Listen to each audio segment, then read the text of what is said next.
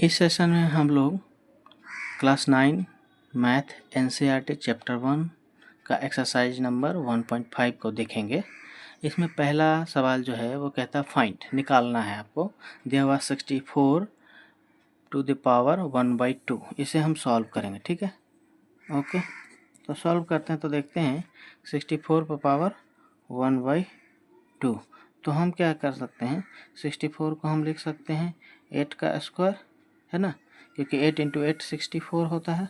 तो अगर हम इसको लिख लें 8 का स्क्वायर इंटू 1/2, तो क्या होता है कि अगर हम एक आइडेंटिटी हमें याद हो तो होता है a to the power m अब ब्रैकेट में n।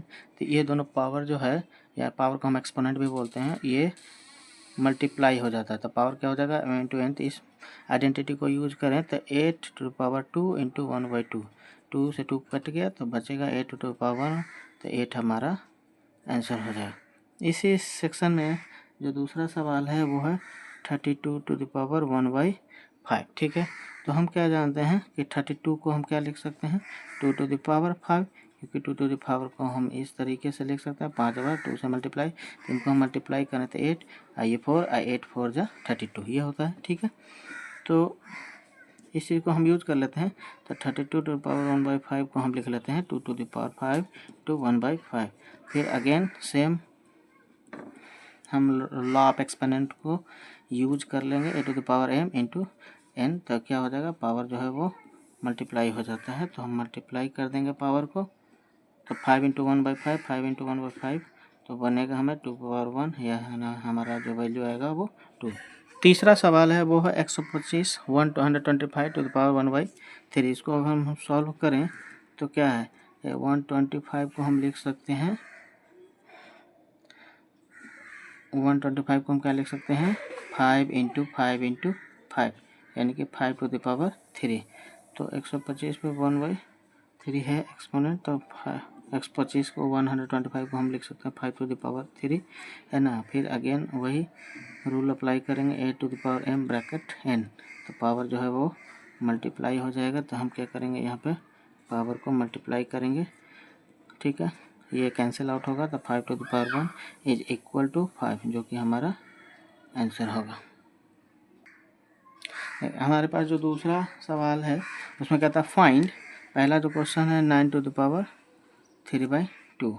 तो 9 को हम क्या लिख सकते हैं, अगर ध्यान में हो तो 9 को हम लिख सकते हैं 3 इंटू 3, यानी कि 3 पे पावर स्क्वायर, ठीक है। तो 3 के पावर 2 3/2। यहाँ पे अगेन सेम आइडेंटिटी हमें यूज करना पड़ेगा कि a to the power m bracket n, यानी कि पावर जो है वो मल्टीप्लाई हो जाएगा। तो हम क्या करेंगे यहाँ पे 3 पावर 2 इंटू 3 पावर 2/2। तो बच गया हमारे 3 पावर 3। इसको हम क्या लिख सकते हैं 3 इंटू 3 इंटू 3, जो कि होगा 3 3 9 9 3 27। तो हमारा 27 जो है वो आंसर हो।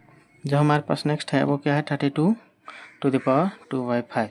तो हम क्या करेंगे 32 को हम लोग क्या लिख सकते हैं 2 इंटू 2 इंटू 2 2 इंटू 2, है ना, 8 इंटू 4।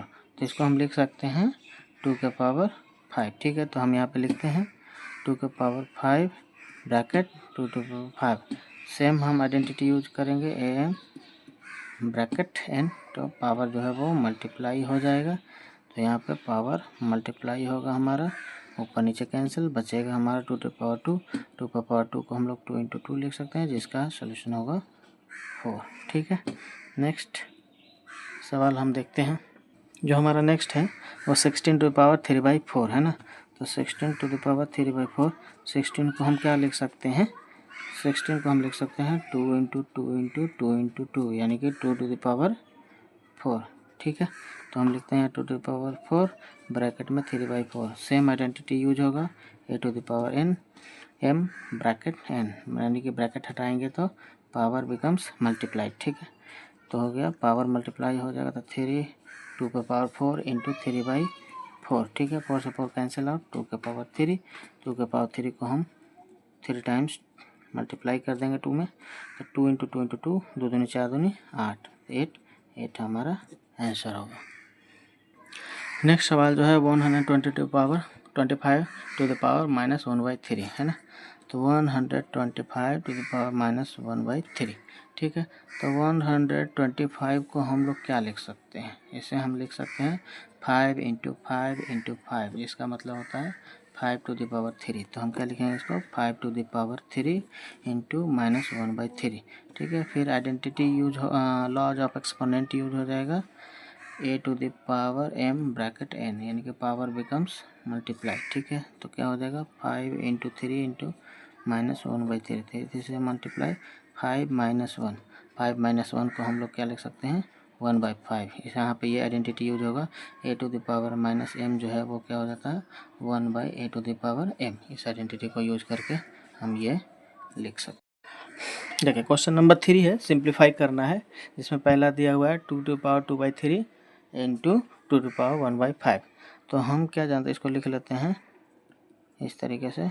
अब हम यहाँ पे लॉज ऑफ एक्सपोनेंट में हम क्या जानते हैं, a to the power m into a to the power n, यानी कि बेस सेम है और पावर डिफरेंट है, तो पावर क्या हो जाता है, पावर जुड़ जाता है, यानी कि एक्सपोनेंट जुड़ जाएगा। तो यहाँ पे क्या होगा 2 टू द पावर 2/3 प्लस 1/5 जो है वो जुड़ जाएगा। अब हम क्या करते हैं, सॉल्व कर लेते हैं, 2/3 प्लस 1/5 को सॉल्व कर लेते हैं, तो 3 इंटू 5 यहाँ हो जाएगा 5 इंटू 2 और प्लस 1 इंटू 3। तो ये सॉल्व करके मिलेगा क्या हमें 5 10 10 प्लस 3 डिवाइड बाई 15, यानी कि हो जाएगा वैल्यू हमारा 13/15। तो क्या हो जाएगा यहाँ पे 2 to the power 13 divide by 15, ये हमारा आंसर होगा। इसी सेक्शन में जो नेक्स्ट सवाल है वो है 1 divide by 3 to the power 3 bracket whole power 7। तो इसे हम सॉल्व करते हैं, है ना। तो 1/3 टू द पावर 3 7। तो हम क्या जानते हैं, laws of exponent 1/a to the power m है, इसको हम लोग लिख सकते हैं 1a to the power -m, है ना। तो हम लिख लेते हैं 3 टू द पावर -3 और 7। जो दूसरा एक्सपोनेंट होगा a to the power m into bracket पे n, तो यहाँ पे जो पावर है वो मल्टीप्लाई हो जाता है। तो इसी तरीके से हम यहाँ पे जो पावर होगा वो मल्टीप्लाई हो जाएगा, तो वैल्यू आएगा 3 टू द पावर -21। ये हमारा आंसर होगा। जो हमारा नेक्स्ट सवाल है इसी सेक्शन में कि 11 to the power 1/2 divide by 11 to the power 1/5, है ना। तो इस तरीके से इसको हम लिखते हैं।